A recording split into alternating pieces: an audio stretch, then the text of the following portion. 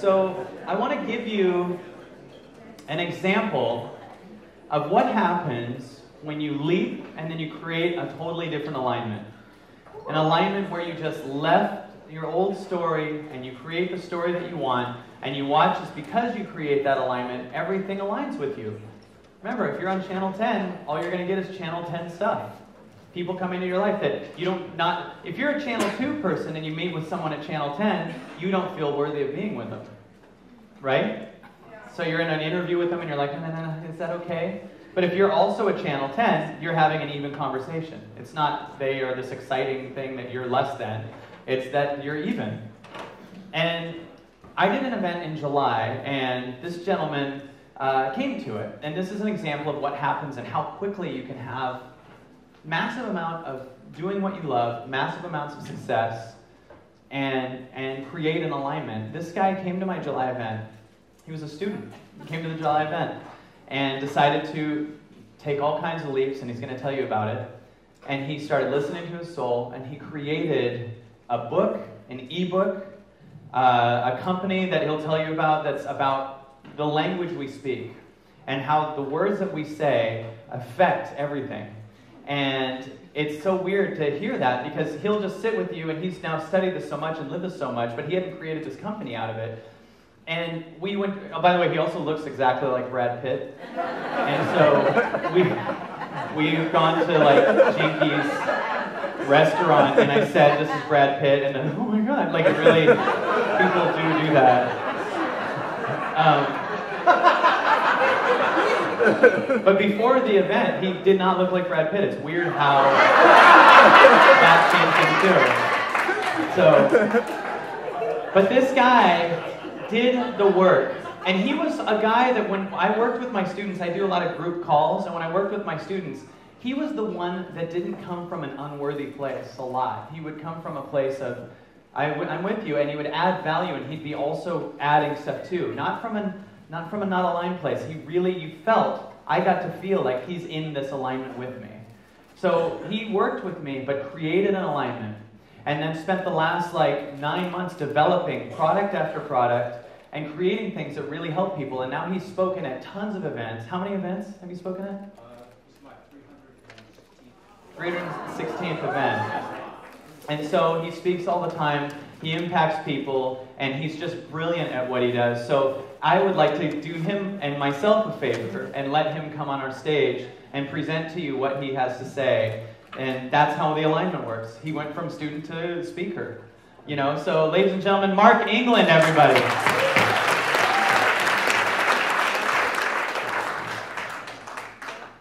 Oh, you're not mic'd. Hello. Hi. My name's Mark, with a K.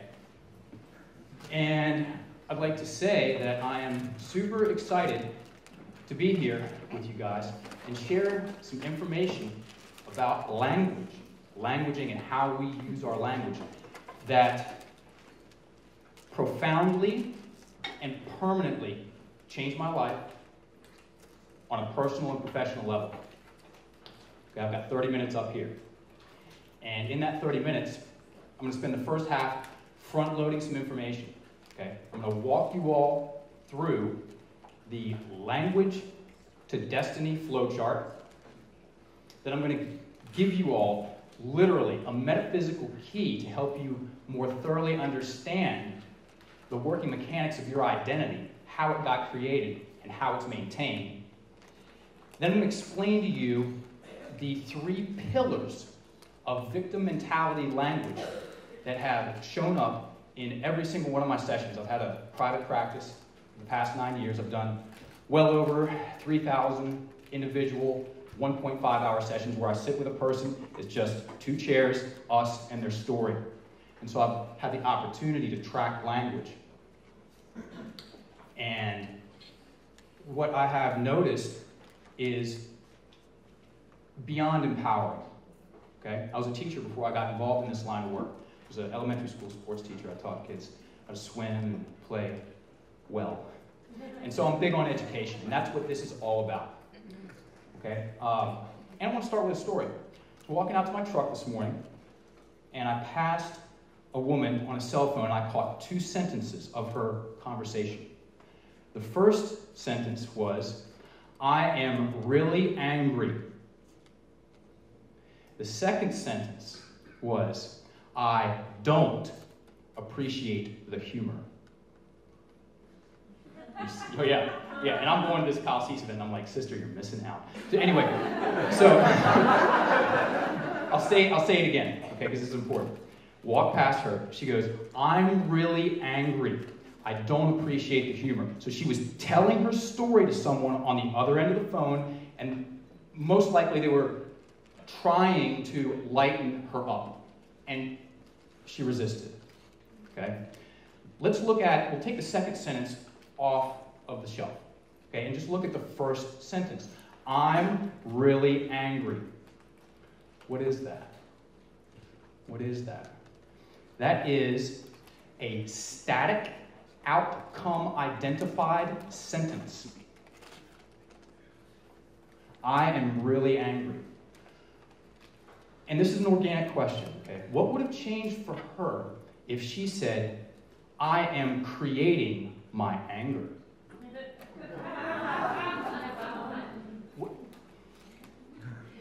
That's what she would have had to do. She would have had to own it.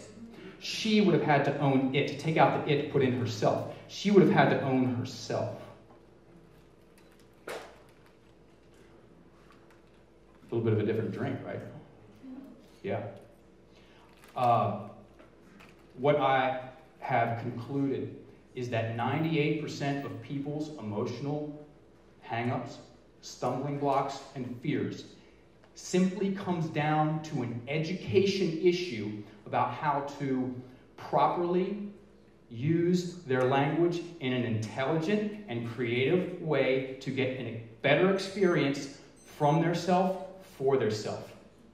How cool is that? Why is that cool for me? I know cool is an opinion. Why is that cool for me? Because people can learn. People do learn. People choose to learn all the time.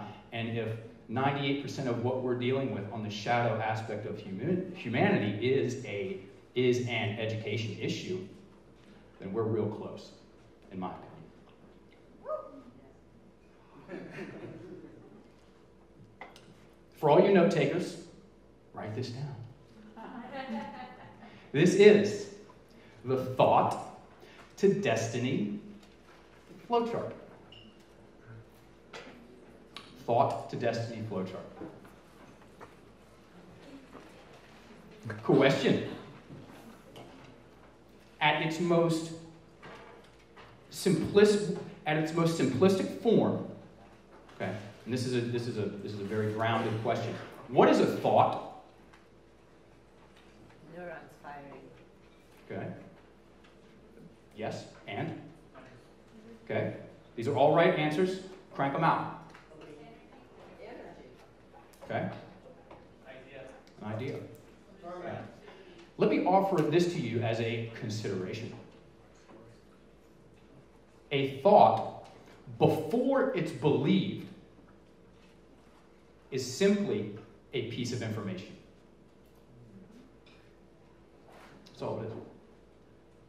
It's an option.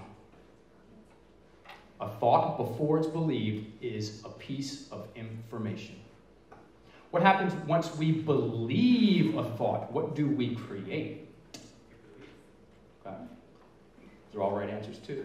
Action, conduct. Okay, we're getting there.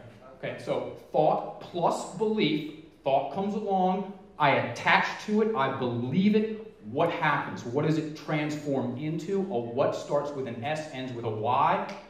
Destiny. Story. Now we got a story going. Okay? What do my stories create? Identity. Nailed it. Who said identity? Raise your hand. Score.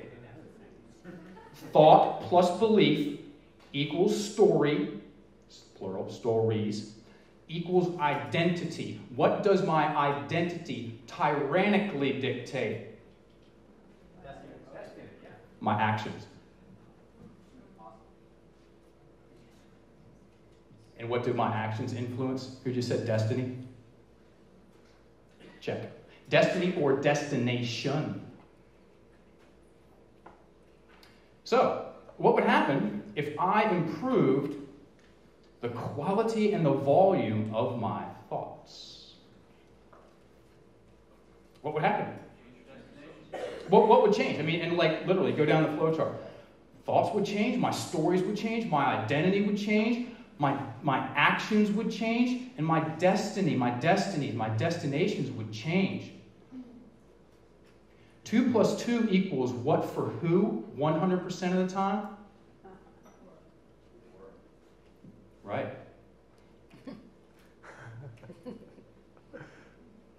I bet you didn't see this coming. Michael Armstrong knows what this is.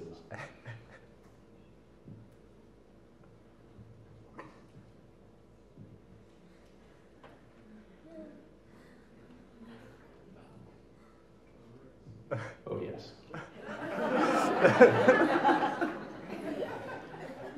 Now we can play professionally.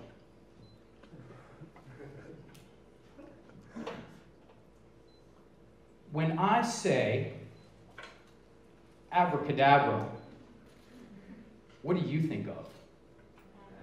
Just like that. Raise your hand if you thought magic, and keep them up. Look around. Everybody look around. There's a phenomenon going on planet Earth. And it has to do with the exposure to that word. I've been doing this professionally for 10 years. Okay?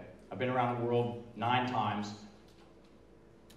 I've asked housewives in Australia. I've asked detoxers in Thailand. I've asked CEOs in London. I've asked aristocrats in Istanbul. I've asked philanthropists in Malibu. I've asked yogis in LA. I've asked martial artists in Richmond, Virginia, which is where I'm from. Raise your hand if you're from Richmond. Raise your hand if you're from Virginia. I know there's some Virginia people out there. Gabby, you in the crowd, sweetheart?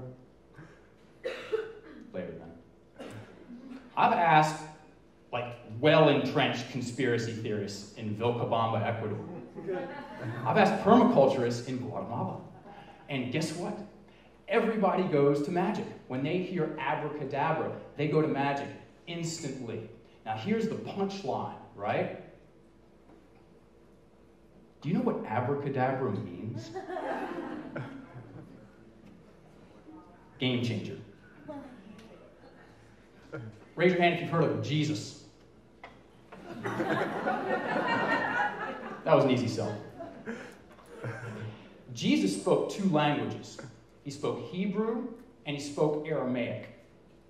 Abracadabra is Aramaic, and it literally translates to "with my word I create." What? Let me say that again. Abracadabra is Aramaic for "with my word I create," and we associate that with magic collectively, globally, today. Archimedes said it. Give me a lever long enough and a fulcrum strong enough, and I will move the whole world. And that, in my opinion, the collective contact, that meme being in the collective conscious of humanity with the proper education about how to use their language more intelligently and creatively is definitely game-changing material. This is, for all you note takers, this is the metaphysics of identity creation key. Everybody reach in your pocket or your purse or whatever and pull out a key, because most people have a key on them, and hold it up.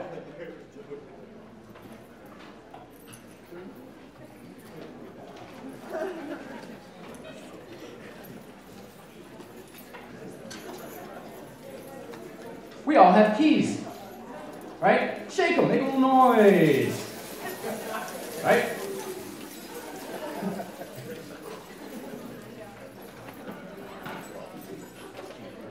What does allow you to do? Open doors, right? I guarantee it's either a car door or a door, right? Right? Cool. This is a physical key for a physical door, and we all have them, and we all know what to do with them. Score. This is a metaphysical key to a metaphysical door, what I'm about to share with you right now. Okay? And this information is yours for the rest of your life. You will remember it because it's easy to understand, and it pertains to you and the quality of your experience of yourself. And if you choose to ever explain this material to other people, then use these hand signs that I'm about to give you, okay? Especially if you've got some kids in your life. Teach them this. They're going to get it. They're going to love it. And they're going to understand it, okay? Everybody go like this. And run it across like your lip line, just like that, right? This is the hand sign for language, right? Language, it covers all of my internal dialogue and external dialogue, thoughts and spoken words. That's language. Everybody go like this. Cool. Now look around. Keep it there. This is the hand sign for imagination. This covers all of your mental imagery about yourself and the world that you live in. Okay? All the mental pictures you make, all the mental movies. This is the hand sign for that. Now go like this. This is energy, right? This covers the quality and the quantity of your emotions and feelings. Okay? This, and this are the literal building blocks of your internal world. And here's the punchline of all punchlines. This, what I just shared with you, is the foundational key for the empowered language systems approach to everything. And so, cool, what does that mean? What that means is that I make intelligent and creative adjustments here. This follows suit, and this follows suit. Okay? And I get better at doing this, and better at doing this, and better at doing this. Everybody go like that. Guess what this is the sign for? No, spells. This is the sign for spells. You guys know what the definition of a spell is? This is so cool. The definition of a spell is a word or a combination, lock, combination key, combination of words of great influence, ... even held to have magic power. Magic, abracadabra, power. Ooh, that's interesting. Okay, cool. Let's plug in girl's experience this morning. Okay. I'm really angry. Okay. Did you guys track that picture? Okay. You guys track some kind of energetic response to that picture or that language in there? Yeah, of course you did, because you have to. Because we're doing this all day long. And if we're doing something all day long, let's get really good at it and watch what happens. Okay? So let's change the language. Let's adjust the language. I'm creating my anger. Did the picture change? Did the energy change? Nice. I've sat with a lot of people and listened to a lot of stories. And I am perpetually fascinated. I mean, I'm a self-proclaimed language nerd. I geek out on this stuff all day long. I mean, even when I'm doing stuff, like other stuff, I'm in the gym, I'm thinking language. Because it's so easy to track. People are always talking. Right? These three language patterns are chronic. They are crippling. And literally, gone unchecked, can drive people into the ground, period, end of story, and keep them there. First one, negations. The definition of a negation is to talk about what wasn't, what isn't, and what won't be, past, present, and future.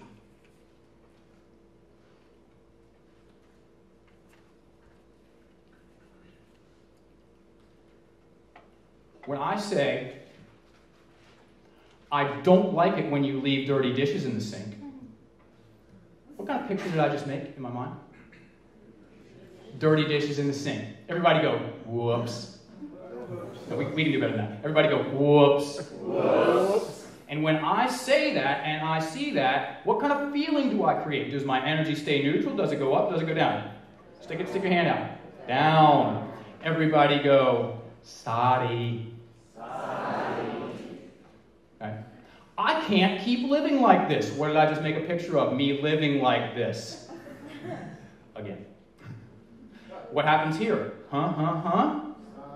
Sadi. Right? Okay?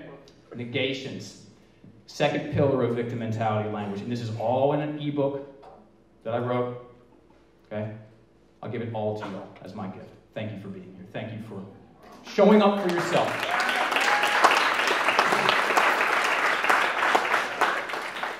All I need from you is, who's got good secretary skills? Okay, right, Carrie. Everybody's email, or I'll send you the ebook and you send it out to everybody. Okay, cool. It's a game changer, absolute game changer of a book. I'm honored and, depending on my position, slightly overwhelmed that came out of me. Okay. More on that later. Projections. Projections. Everybody's favorite. The definition of a projection, and all this is in there. The thought to destiny flowchart, the metaphysics of identity creation key, and the 3 pillar language patterns diagram, and their polar opposites, which I'm about to cover. It's all in the ebook, so take notes if you like, or whatever. The definition of a projection is to blame someone or something outside of myself for what I'm thinking and feeling. Right? So what does that sound like? You are not letting me live my life. Raise your hand if you ever heard somebody say that. What kind of face did they make? Was it like bright and shiny and nice teeth and like their eyes were all sparkling and you're like, man, they're hot? Or was it something else? Right? Because everybody in this room is stunningly attractive when you smile. Period. Y'all know that, right? Cool. So let's do less of that and more of this. Yeah. You made me cry. Fascinating. Right. So let me work backwards. How does that work? Okay, cool. Who's thinking my thoughts, her or me? You. Who's making my mental pictures, her or me? You. Who's creating my energy, her or me? You. Me. So, is it even possible for her to make me cry? No. Have you ever heard somebody say that? You insulted me, you made me cry. It's all your fault? Muhammad Ali said it. He's one of my 2 heroes. The other one's my father. Love you, Dad. You're the man. Yeah. Dude's got my back. He said, it's not the mountain that we climb that wears us out. It's the pebble in our shoe. Now, what are the pebbles in our shoe? Poo-poo thoughts. Everybody go poo.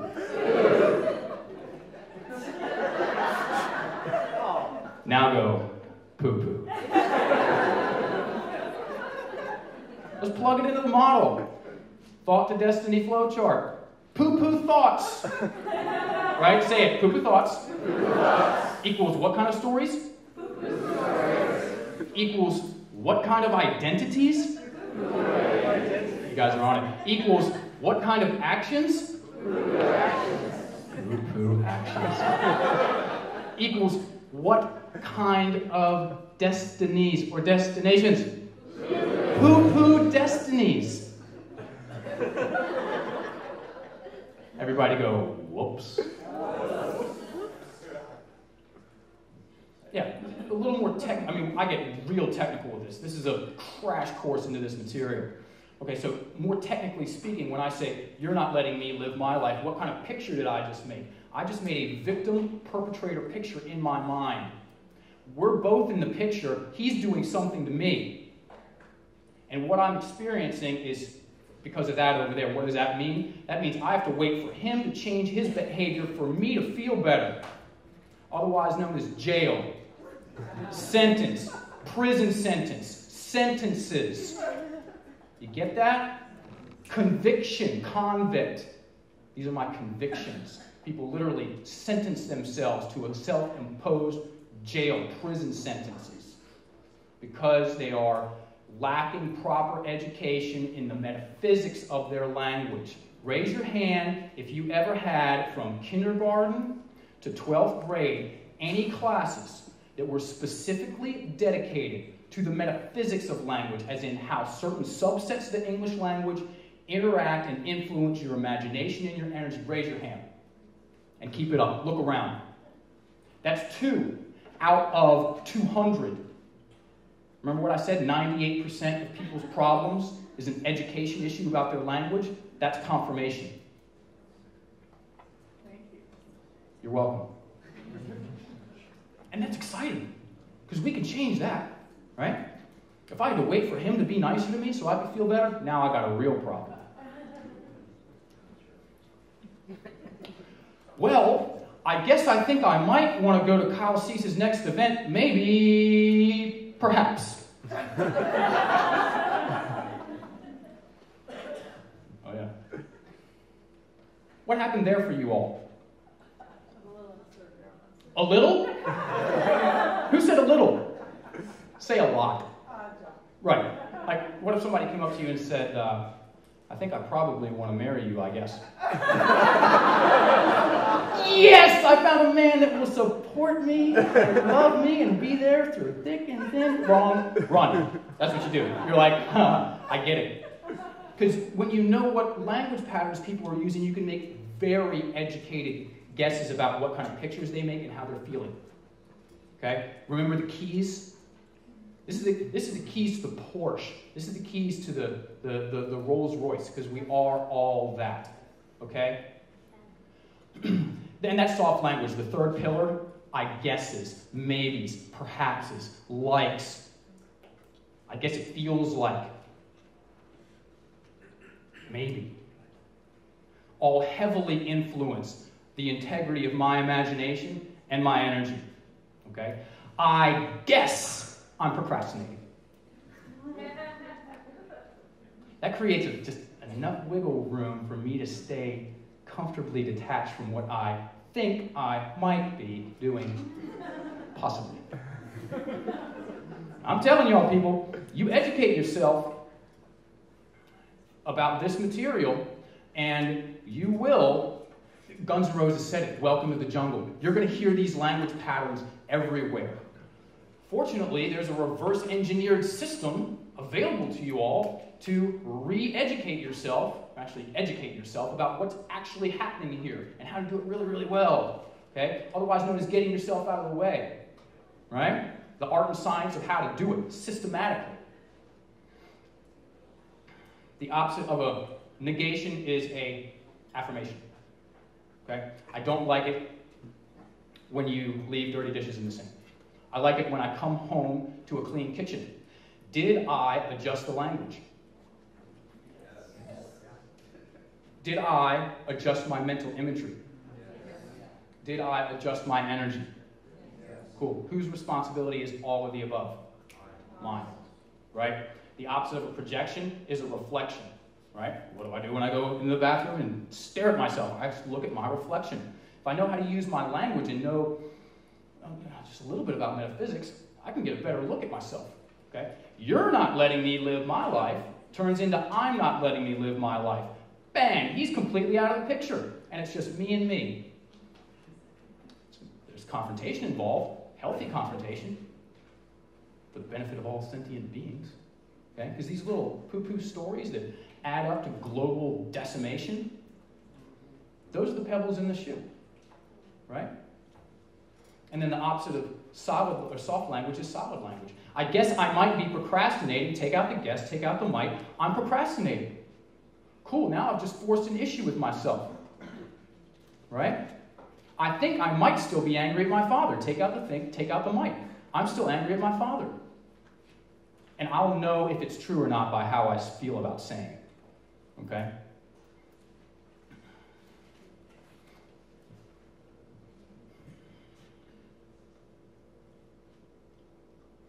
Our language, here's a question. Okay, I'm just going to I will ask.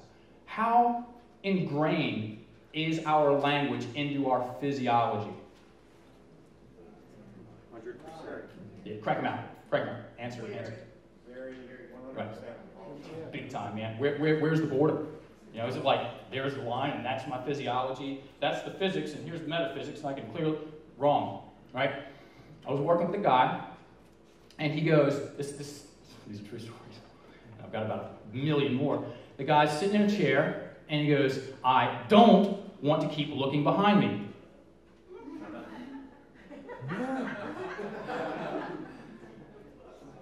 I go, dude, you just turned around and looked behind you. He goes, I did?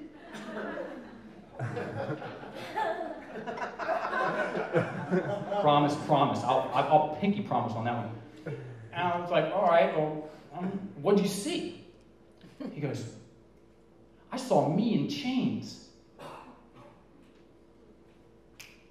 There's a lot to that right there. One of the points is that our language is very interfacing. It's part of us on a physiological level. And two, the average person uses their language so fast, they're 45 poo-poo pictures deep, and they're emotional Chernobyl before they even realize what's happened. They're just messed up and on fire and confused about why, right? Projection story. This girl came in, she sat down, and she goes, my boyfriend won't let me see my mother, ruined my relationship with all my friends, and here's the kicker. This is the one that really highlighted for me that, whoa, projections are quite common.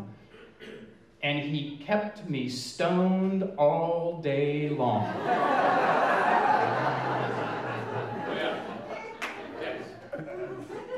So me being the simple man that I am, I'm like, wonder how he did it. Did he tie you up? No. Did he pinch your nose and roll the spliffs and stick them in your mouth and light them and then pump your diaphragm like an accordion? No. Cool. Take out the he, put in the I. I kept me stoned all day long. Boom. Now she's got something to look at. Last soft language story, and I'm done. Walking down the street, Boulder, Colorado, Main Street, love that town. And I catch one paragraph of one story. Guy walks by, got my ice cream cone, and he goes, I know she didn't mean it, but I think she did, so I guess I should let it go, maybe. And I thought two things. Wow. That guy's going to hold on to that story in the exact same way until he changes his language. And two, I'm going to use that as an example because it works. It fits. Guys, I'm giving a 4-hour workshop on this material in Venice, July 12th. There are flyers that are going to be going around now. Okay? Make sure Carrie gets your email because I'm going to send you a book that's going to change the way you understand language for the rest of your life, period, end of story. Thank you so much for having me. Thank you. Mark England, everybody.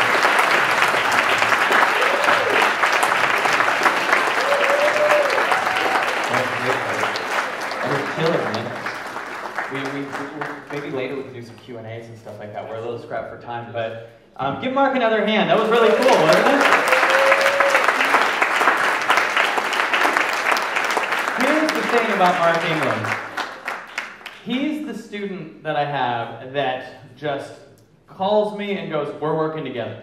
I want to work with you on this thing. He comes out, we work together, we go to the store together, we bump into another guy that knows me, and he's like, oh, I got to show you this place. And suddenly that guy's got contacts. Mark's like, give me your number. I want to send you this stuff. And he's got that guy doing stuff. And I've watched this guy just create his own outcome. Like tons of people are working with him now. And he just keeps going, that thing's here, and he doesn't understand like it won't work. And that is truly the factor that is so incredible to me, that is available to all of us. You're done, Mark. This guy cares. You guys registered that yet? That's 90% of the reason why I chose to work with him. Because he cares and I felt it. Period, end of story. I love